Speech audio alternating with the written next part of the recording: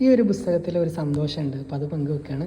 നമ്മുടെ കണ്ണൂർ യൂണിവേഴ്സിറ്റിയുടെ department of library and information science അവിടെ ഒരു സെമിനാറിൽ 3 നാഷണൽ സെമിനാറിൽ അതിൻ്റെ പ്രൊസീജിയർ പുറത്ത് പബ്ലിഷ് ചെയ്തിട്ടുണ്ടായിരുന്നു. അതിൽ നമ്മളൊരു പേപ്പർ സബ്മിറ്റ് ചെയ്തിട്ടുണ്ടായിരുന്നു. അപ്പോൾ ഇതിൽ നമ്മുടെ ഒരു പേപ്പർ നമ്മളന്ന് കൊടുത്ത നമ്മുടെ വിഷയം എന്ന് പറയുന്നത് enhancing library automation with robotic ആം.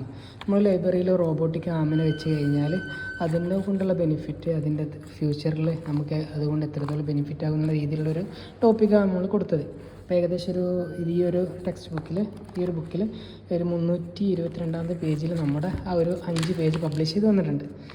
നമ്മൾ അന്ന് കൊടുത്തിട്ടുണ്ടായിരുന്നത് enhancing library automation with robotic arms application implementation strategy and future direction എന്നുള്ളത്.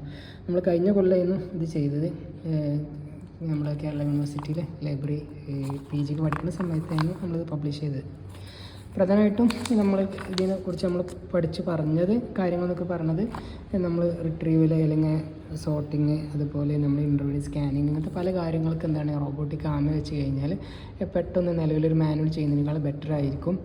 അതിൽ തന്നെ ഇപ്പോഴത്തെ മോഡേൺ പല ടെക്നോളജികളും ഇംപ്ലിമെൻറ്റ് ചെയ്യുന്നത്, നമ്മൾ RFID ഇൻറ്റിഗ്രേഷൻ, LMS ചെയ്യൽ, കോഹയ്ക്ക് ഇൻറ്റിഗ്രേറ്റ് ചെയ്യൽ, ഇങ്ങനെ പല കാര്യങ്ങൾ വെക്കുമ്പോൾ അതിൻ്റെ കോസ്റ്റ് കുറയും. അങ്ങനത്തെ പല കാര്യങ്ങൾ ഇംപ്ലിമെൻറ്റേഷൻ കോസ്റ്റ് ഇപ്പോൾ റോബോട്ടിക്കിനെ ഈ ലെവലിൽ ഇപ്പോൾ ഒരു ലൈബ്രറിയിൽ ചെയ്യുമ്പോൾ കോസ്റ്റ് കൂടും. പക്ഷേ ഒരു ഫ്യൂച്ചർക്ക് വെച്ച് നോക്കുന്ന സമയത്ത് നമുക്ക് അത്രയും സ്റ്റാഫ് വെക്കുക, അത്തരത്തിലുള്ള കാര്യങ്ങൾക്കും ഇത് ബെനിഫിറ്റ് ആകുന്ന രീതിയിലൊക്കെയാണ് നമ്മൾ ഈ ഒരു പേപ്പർ സബ്മിറ്റ് ചെയ്തിട്ടുള്ളത്. ഓക്കെ, ഇതാണ് നമ്മളന്ന് കൊടുത്തിട്ടുണ്ടായിരുന്ന നമ്മളെ പേപ്പർ. ഓക്കെ, അപ്പോൾ ഇത് കുറേ റിസർച്ച് സ്റ്റുഡൻറ്റും ആളുകളോടൊക്കെ കൂടെ പബ്ലിഷ് ചെയ്ത് വന്നതിൽ സന്തോഷം.